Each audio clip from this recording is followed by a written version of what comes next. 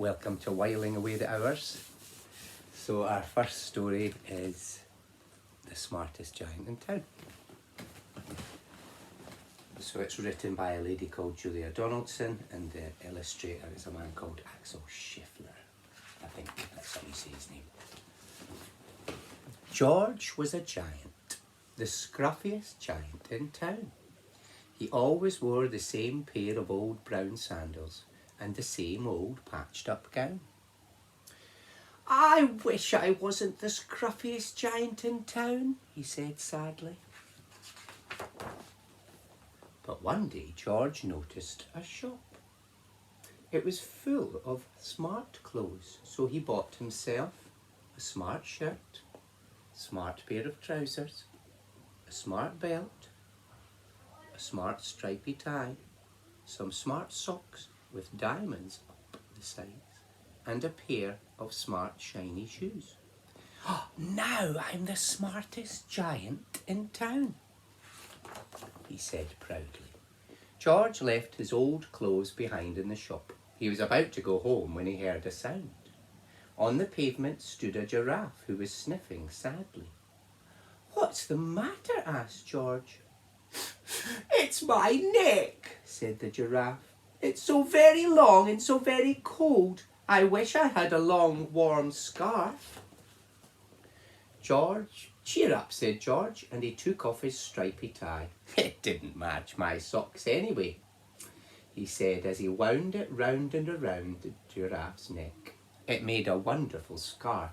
"Thank you," said the giraffe. As George strode towards home, he sang to himself.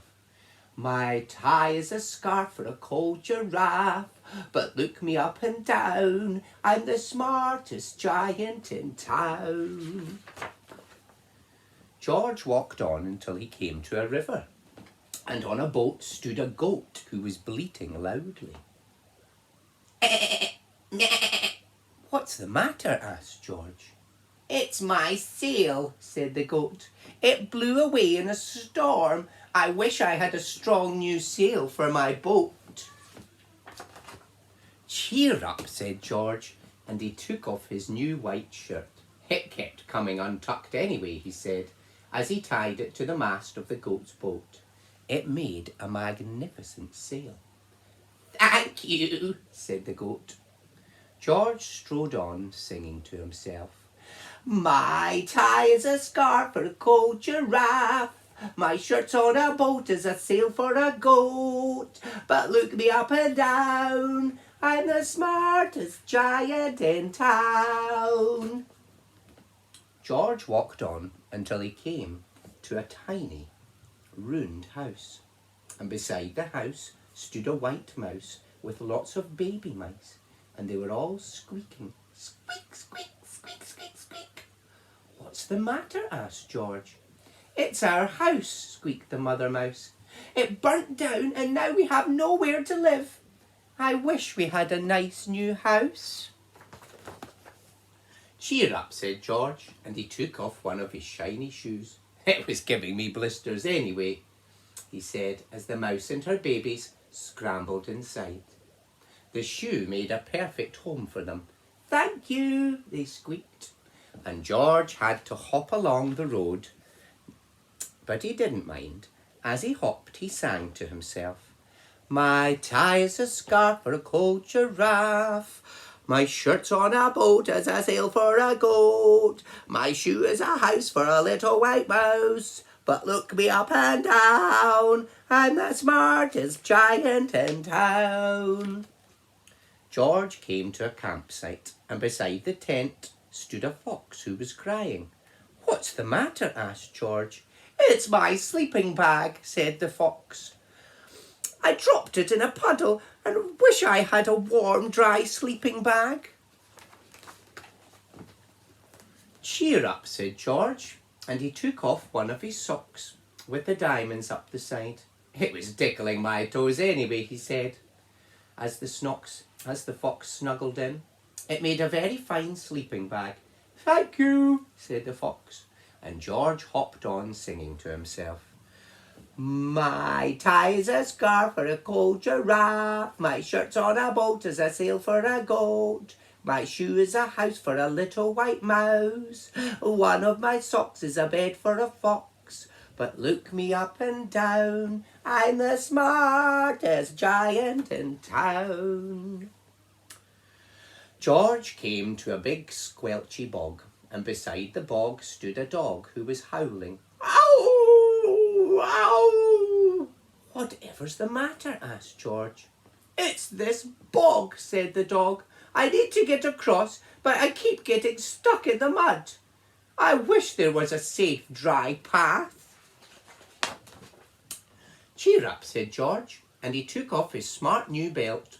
It was squashing my tummy anyway, he said, as he laid it down over the bog. It made an excellent path. Hoo-hoo, said the dog.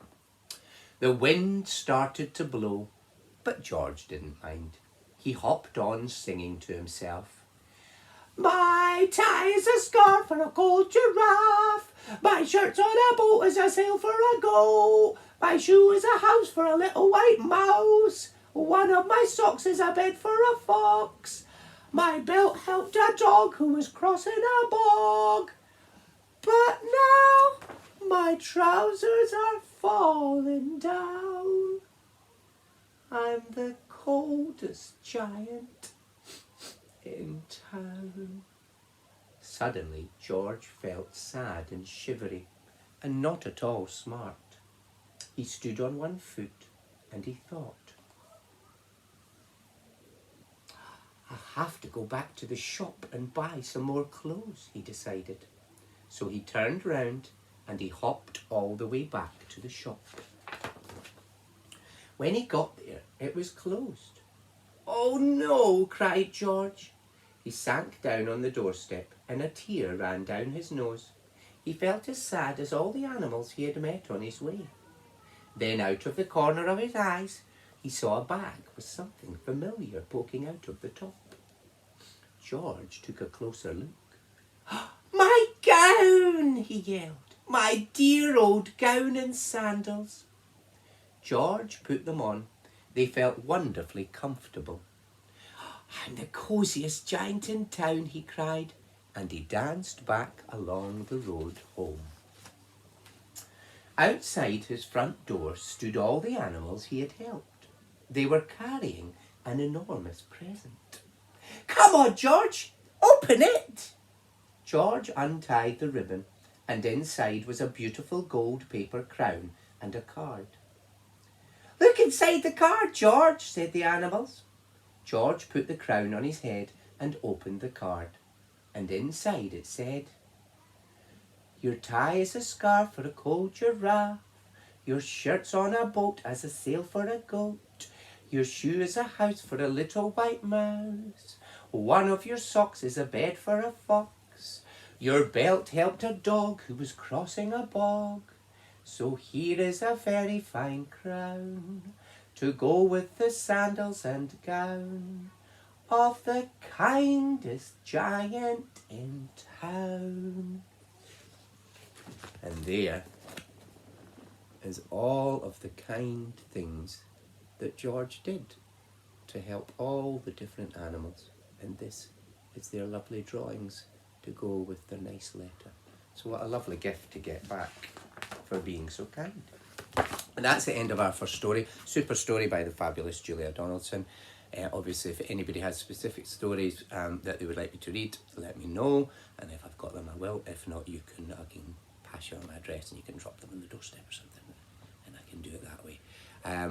So George was really kind, helped out lots of people. And in the end, all the people decided to show him some gratitude and give him a nice wee gift. And I think that's what a lot of you guys have been doing in your windows with your beautiful rainbows. So we've got a lovely rainbow up on our window that my children did yesterday. So that's a nice way to say thanks to, the nurses and stuff that have been working so extra hard, and the people in Tesco's that we're buying our shopping from, and all the other shops, of course. Keep up being kind like George the Giant. Thanks. Bye-bye.